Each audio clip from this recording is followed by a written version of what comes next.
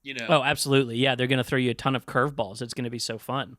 yeah, and that's the fun, and I think that's what Thunderdome should be, is like, just weird. We're gonna fight on like a balancing plank with like spikes underneath us or something of that nature. Where it's like, whoa, Yeah.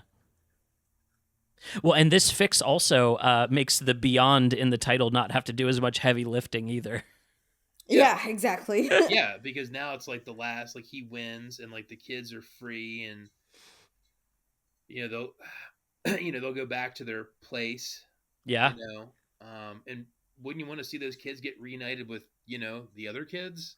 Like, totally. it just kind of bothered me at the end, where it's like, huh? Like, what about Yeah, their? because they would run back and they'd be like, "Yeah, let's not leave this place. It's so much better than what's out there."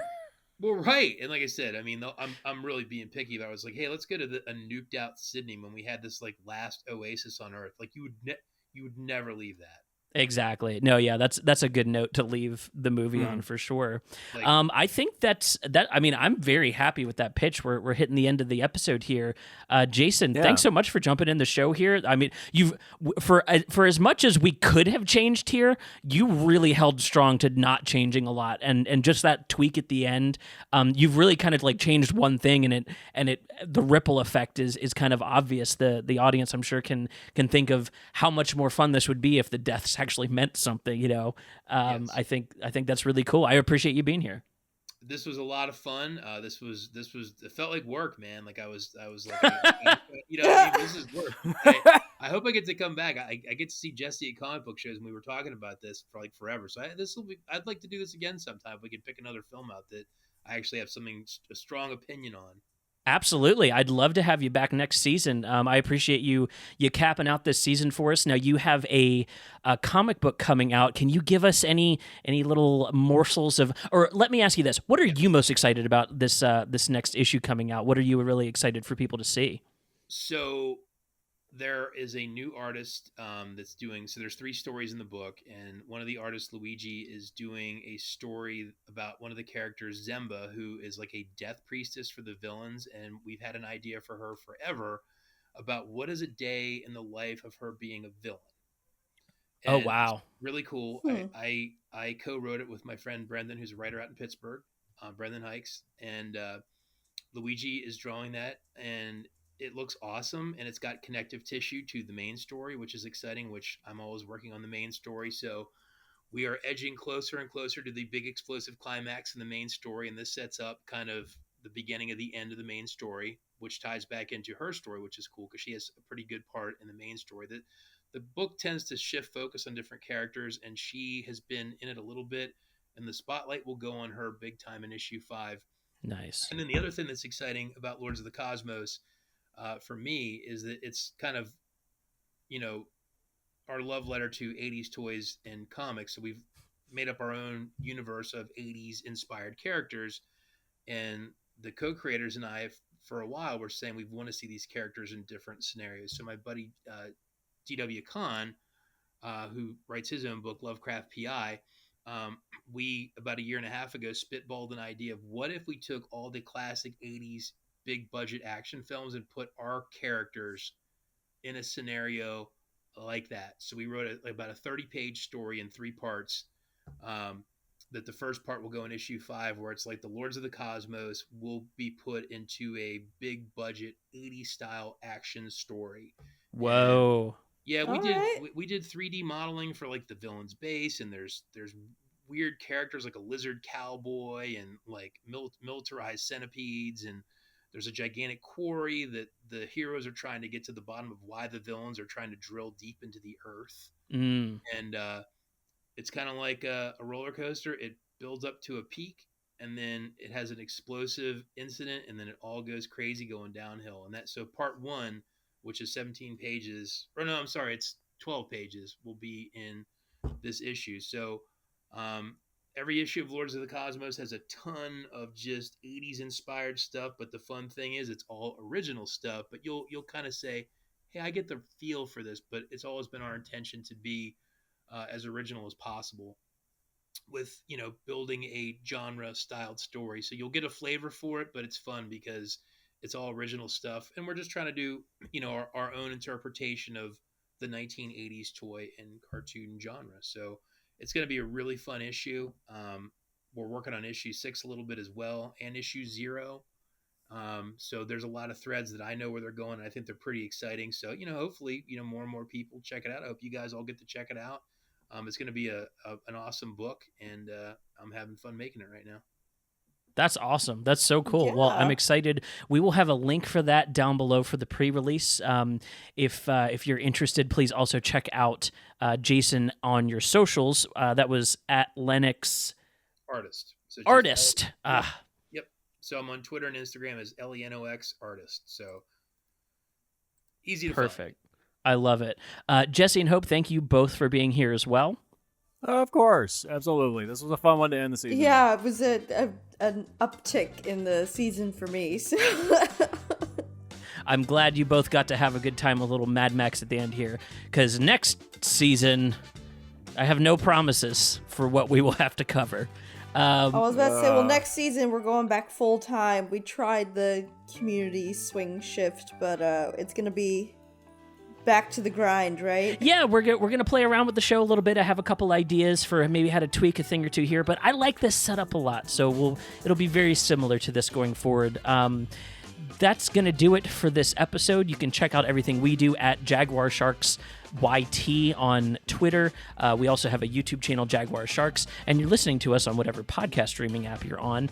You can also check out all of our other shows under this same feed. Split the Difference. We have Mind Brain Movies. We have Two Whatever's Way Up. You're listening to the Film Rescue Show. I've been your Pitchmaster General. Good night. Good night. Good night. Thanks.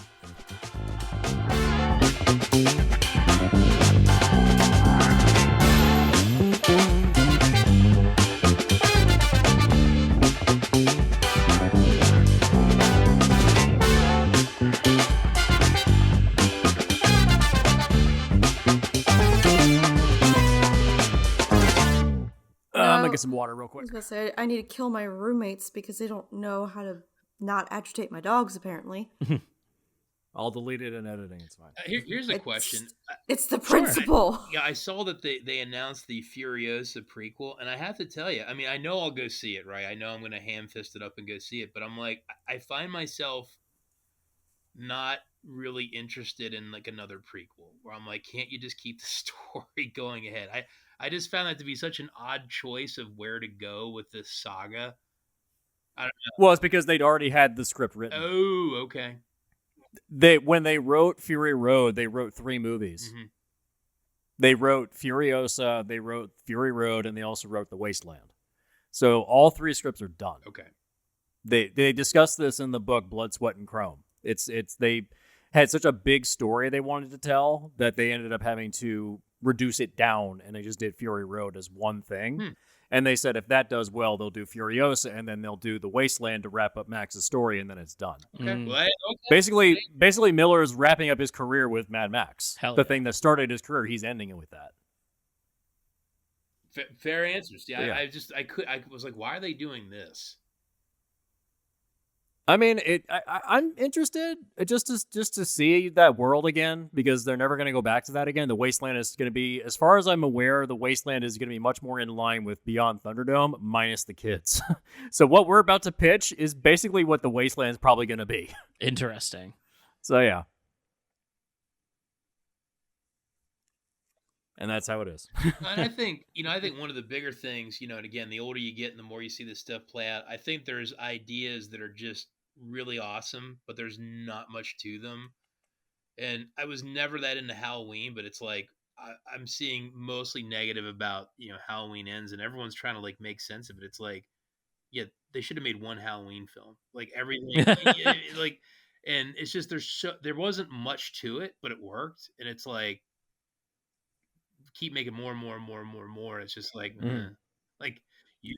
We discussed that on our most recent episode where we talked about the Halloween franchise in general, and we basically just said, yeah, this never should have been a franchise. Did you see they announced Halloween Lives right after that? That was fake. Well, Oh, was it? Real. That was. It's fake. kind of It like wasn't there's talk of like John Carpenter is going to make a sequel to like The Thing or They Live, and it's like, no, just leave them alone. They're awesome. Whatever you make will fall short. Just make spiritual successors. I've said that on this show for a long time. Like, if you really dug a thing, make exactly that thing and then move it one universe over. You know, like, just do your own thing. Be inspired by that stuff, but don't like beat these dead horses into the ground just for IP's sake. No, it's or go make something original that we can all copy 30 years in the future. Right. Yeah, exactly. Kind of like this. Yeah. Right. All right, I'm going to get some water. Go for it. No, Seth, this has been fun, man. Like I said, I came into this super hot, just literally wrapping up the movies. This is the best time ever to talk about it. I'm glad it worked out that way. I do the same thing too. I just watched it this morning. I usually would watch them in the week leading up. I used to watch them once drunk and then once sober when they're bad movies. But if it's a good movie, it's like I could watch this sober and have a good time. So watch it the morning of. I'm sure you can tell on a show like this we get many more stinkers than we do beyond Thunderdomes. Yeah. No, you could take a film like RoboCop 3 and just burn it to the ground. But there's nothing worth saying. This film, it's like I said at the beginning. I think his biggest problem is it's like, how do you stand with these titans? Right. Hey, Pink Floyd, you made Dark Side of the Moon. Now go make another album. I think the big thing in this one specifically, this is pre-knowledge that R-rated films can succeed at a blockbuster level. Yes. Like that's really been a kind of recent within the last 20 years turnaround of like, oh yeah, this could be rated R and still make 300 million plus, 500 million plus, sometimes pushing $1 billion now. Pulp Fiction was R and made $1 bazillion. Here's one for you. I kind of went down the Godfather 3 rabbit hole when it got re-released recently, and I was reading about it.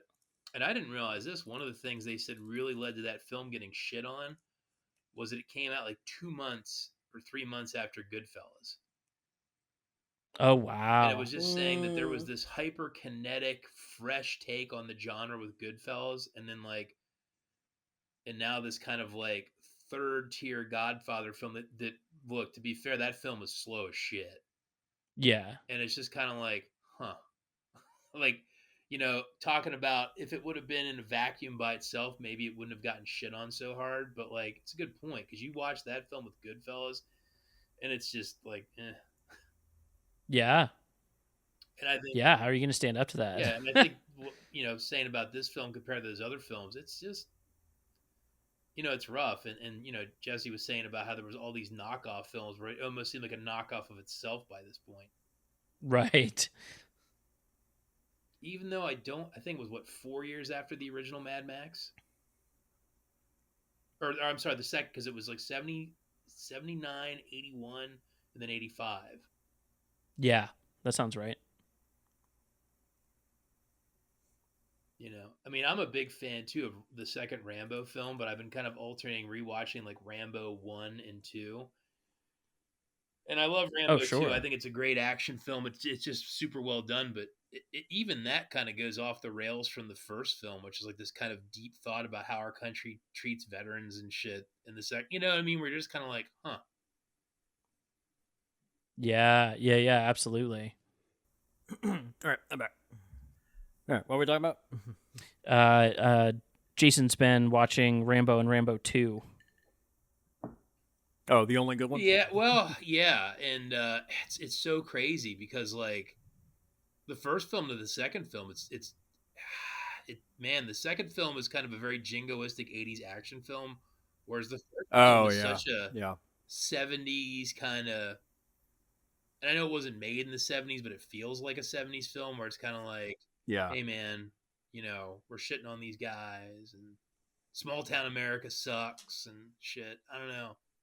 Yeah, the first film has something to say, and the second one kind of just spits in the face of all of that. The second one, right?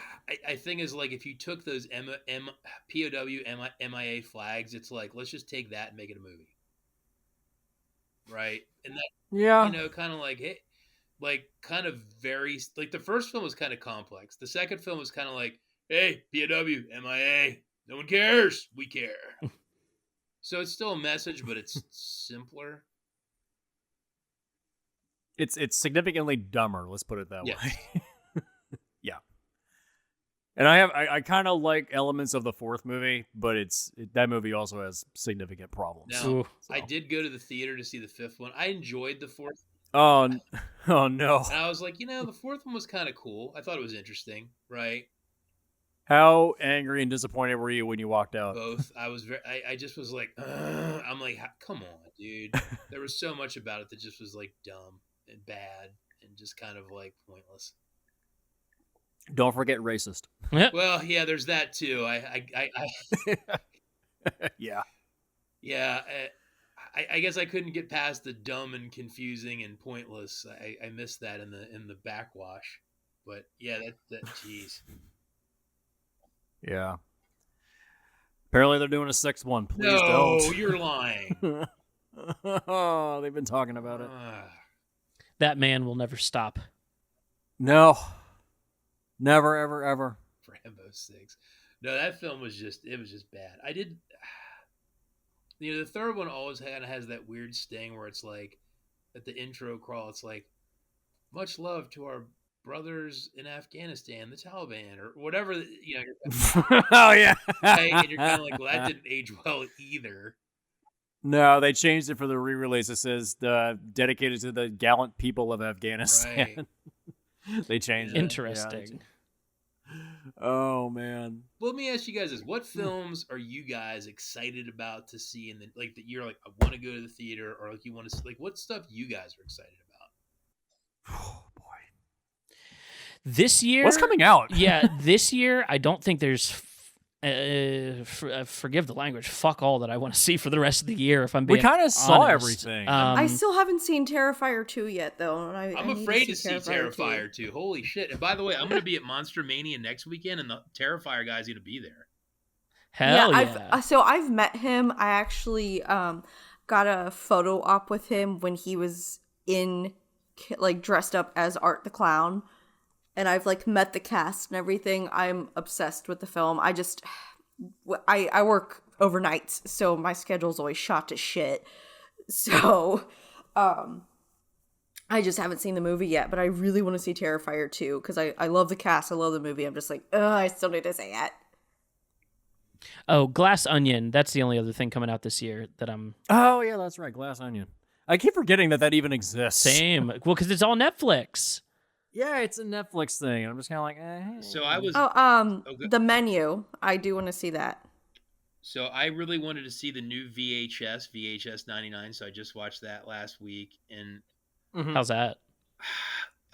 Okay, full disclosure, I love anthology format horror stuff. So whether it's the old English ones or Creepshow, I love all that shit. So I've always had a soft spot for the VHS films.